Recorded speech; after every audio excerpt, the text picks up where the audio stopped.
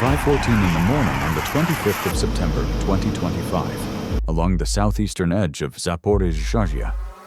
The once still terrain clutter suddenly tore open into a razor-sharp streak of motion on the IRST display. The pair of Su-34 aircraft appeared at an altitude of barely 30 meters, skimming the forest edge and closing in along the ingress corridor like two metallic shadows gripping the ground. The C-2 watch crew observed in compressed silence. Every parameter of the formation matched the low-altitude penetration profile Russia uses for precision bombing strikes.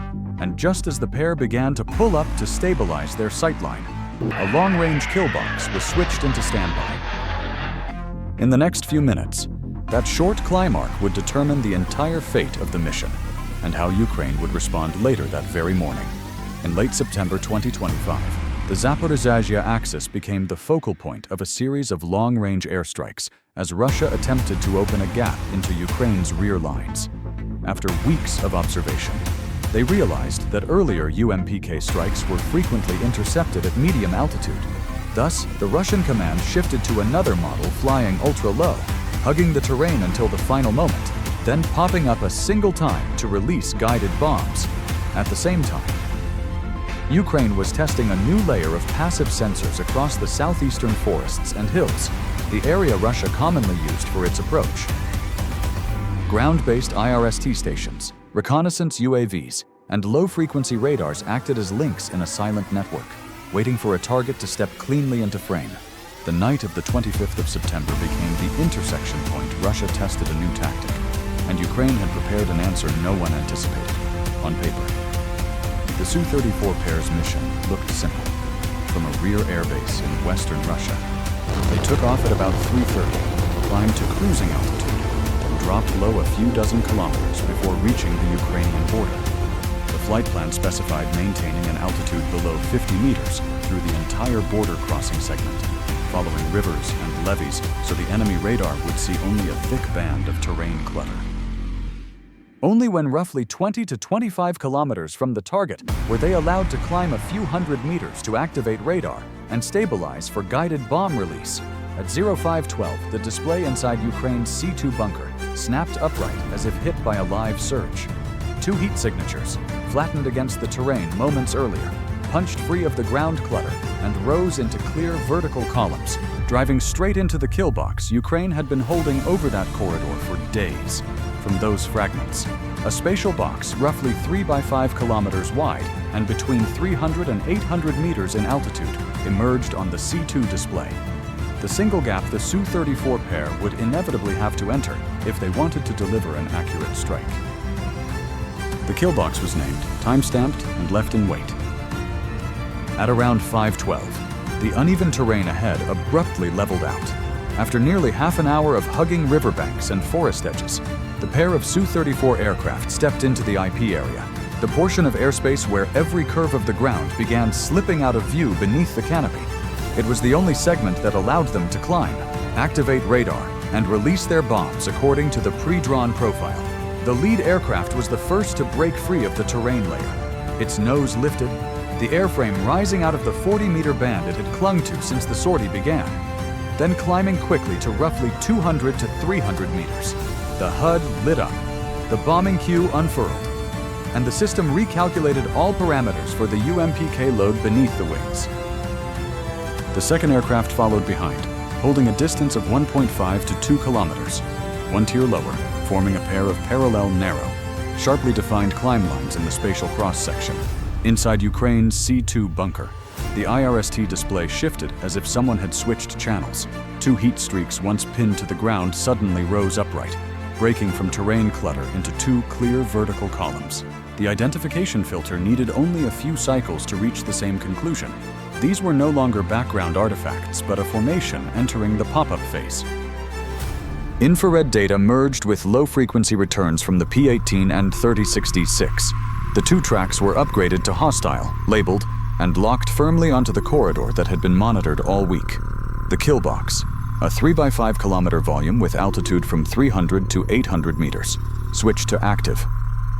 The entire block on the tactical map changed color, signaling that it was no longer a notional overlay, but an actual lethal region.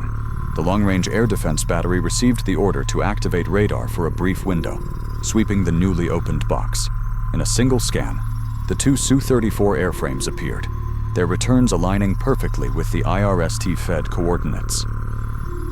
On the fire control interface, target lock symbols appeared and clung tightly to the formation's climb path. Slant range, altitude, and heading all fell neatly within the parameters preloaded by the fire control computer. No additional computation was needed. Launch conditions were confirmed. The firing command cut into the battery's workflow like a blade.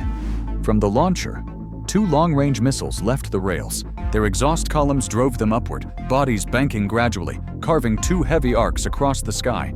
In the opening phase, they were just faint traces at the edge of the display grid, but with each passing moment, their trajectories bent more sharply toward the kill box, like two tightening branches converging around the Su-34 flight axis.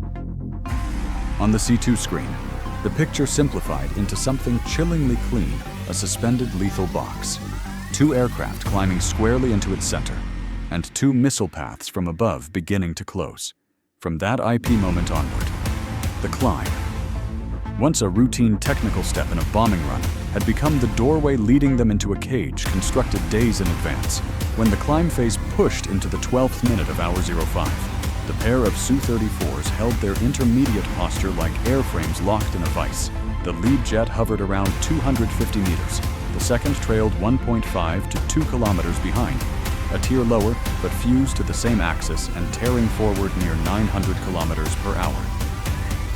It was the textbook UMPK ascent, the height needed to arm the envelope, the illusion that long-range radar might still fail to bite. On the C2 grid, the projected trajectory didn't guide anything. It dictated. The formation's band sliced straight through the kill box, both ingress and egress already buried inside the lethal slab. Every IRST pulse and low-frequency echo slammed into the display, tightening that band onto the real flight line like clamps ratcheting down. The Su-34s weren't flying a path. They were sliding inside geometry drawn in advance. The Russian side snapped to adjustment. A brief scrape of illumination triggered the order, reduce altitude, maintain speed. Both aircraft shoved their noses down, trying to dive back into terrain masking, clawing for the shadow that had kept them alive. Speed held rigid, an attempt to outrun the volume closing around them. In the sky, it was a shallow dip. On C2, the line hardly moved at all, still nailed into the kill box's core. Nearly 2 tons of ordnance, near cruise inertia, and aerodynamic lag hammered back against the descent. The vector drifted a sliver to one flank, but the box boundary refused to budge. Every fresh measurement returned a colder verdict than the last. The formation would not break out of the pre-drawn volume. Meanwhile, the long-range missile tracks shifted state in a cascade. Their climb phases ended. Bodies rolled over, falling into dive arcs that bent hard toward the corridor. Indicators flipped, approach, then terminal homing. The moment the seekers latched onto metal, no longer beholden to the C2 feed. By roughly 5:13, the entire engagement space collapsed into a single compression point. The intersection of flight line and pursuit curves. Escape models fired off internally, then died east break. Deep dive, southern slide. All shredded by the same constraint bomb weight. Velocity, distance remaining. From that instant, low-level technique meant nothing. The pair had already torn free of terrain and into open air, a domain ruled not by cover, but by kill box math. And inside that volume, every line, every vector, every closing arc bent toward the same conclusion the C2 system had locked in long before. When the climb phase slammed into the 12th minute of hour 05, the Su-34 pair held their mid-ascent posture like two airframes bolted into a steel fixture. The lead jet rode the 250-meter line. The second hung 1.5 to 2 kilometers behind, a tier lower but locked tooth to track to the same vector, knifing forward near 900 kilometers per hour. It was the UMPK climb stripped to its bones, altitude to arm the drop, altitude to die by, across the C2 grid. The projected trajectory didn't predict the route. It clamped it. A colored band cut straight through the kill box, its ingress and exit already buried in the lethal slab. Each IRST pulse, each low-frequency echo hit the display like hammer blows, cinching the band tighter around the live flight line until the formation looked less like it was flying and more like it was being fed into a preset channel. Then the Russian side broke. A razor-thin scrape of fire control illumination triggered the order: reduce altitude, maintain speed. The jets drove their noses down, forcing the airframes toward terrain masking, clawing for the shadow they'd been living under. Speed held rigid, the throttle pinned in a brute attempt to outrun the box closing on them. In the sky, the maneuver barely registered. On C2, the line didn't even flinch. Still pinned like a bolt through the box's spine, 2 tons of ordnance, high-velocity inertia, and aerodynamic lag hit back against the descent like a hydraulic press. The vector drifted a few meters to one side, but the box boundary on the map stayed exactly where it was. Unmoved, unbroken, unforgiving. Every measurement returned the same iron verdict: there would be no punching out of this volume. At the same moment, the long-range missile tracks snapped through their states. Their climb phases died, bodies rolled, arcs hooking down with predatory precision toward the corridor. Indicators flipped hard. Approach. Terminal homing. The instant the seekers latched into the airframes like jaws independent of C2 guidance. By roughly 5:13, the entire engagement space had collapsed into a single crushing point. The welded intersection of flight line and pursuit curves. Escape models fired and were erased instantly. East break. Denied. Deep dive. Crushed. Southern slide. Impossible. Bomb weight, velocity, geometry. The box stripped every option to zero. From that instant, low-level tactics, the armor that had carried them in, were meaningless. The pair had already ripped out of terrain shadow and into open air, a domain where physics answered not to pilots, but to the math of the kill box. Inside that geometry, every line, every curve, every tightening arc drove toward one conclusion, already computed, already sealed. When the display grid inside C2 settled back into stillness, 2 small X marks on the map were all that remained of the Su-34 formation. No retreat path, no final transmission, only a pair of estimated impact points lying a few kilometers apart along the Zaporizhzhia axis. Symbols of a formation wiped from the fight at the very spot where the kill box closed. Each Su-34 was an airframe worth $40 to $50 million, carrying a nose radar suite, electronic warfare systems, and a full set of unused UMPKs. But the greater value lay in the crew's 2 cockpits, 4 pilots with years of training, hundreds of flight hours, and extensive combat certification. In just a few minutes, that entire investment was erased from the order of battle, impossible to replace quickly by any production line. On the ground, the targets intended for the sortie still stood untouched. The transformer station stayed online, the rail line remained unblocked, and the logistics depot continued pushing thousands of tons of materiel forward each day. For Ukraine, the price paid was a salvo of air defense missiles worth a few $1 million. What they preserved was an operational-level logistics node whose disruption cost could have multiplied many times had it been destroyed. Inside the network, the morning battle of the 25th of September was archived as a complete model: how the long-range kill box locked onto the climb phase, how the medium-range layer took over the remnants, and how the formation was removed from the sky before a single UMPK left a wing. And in Russia's mission log, it became a deficit: 2 Su-34 frames lost outright, 4 pilots not returning, and yet another unresolved question about the true effectiveness of low-altitude sorties around Zaporizhzhia. The engagement on the morning of the 25th of September did not merely end with 2 Su-34 aircraft disappearing from the skies over Zaporizhzhia.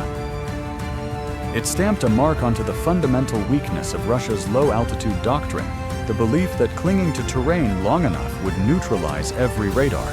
This formation followed every procedure: terrain masking, popping up in the final kilometer, preparing to release UMPKs from the outer edge. Yet that very safe moment delivered them into a kill box built days in advance. For Ukraine, this engagement affirmed that the layered air defense model was operating exactly as designed. Passive sensors tracked the flight path. The long-range kill box locked the climb phase, and the medium-range layer completed the rest. They did not need to seize air superiority. They only needed to force the opponent to repeat the same corridor, turning each sortie into a predictable geometric sequence that could be intercepted. For Russia, The engagement left a gap far larger than the loss of 2 airframes. It forced a re-evaluation of the entire plan to use UMPKs for sustained pressure on Ukraine's rear areas. The risk of losing a formation during ingress was now undeniable. The more they reused a corridor, the more data they fed to the defenders. The more they changed corridors, the more unfamiliar the airspace became. On paper, it was a small engagement. But within the campaign, it served as a verdict. The low-altitude model no longer guaranteed safety against an air defense network that learns quickly and constructs its traps with precision.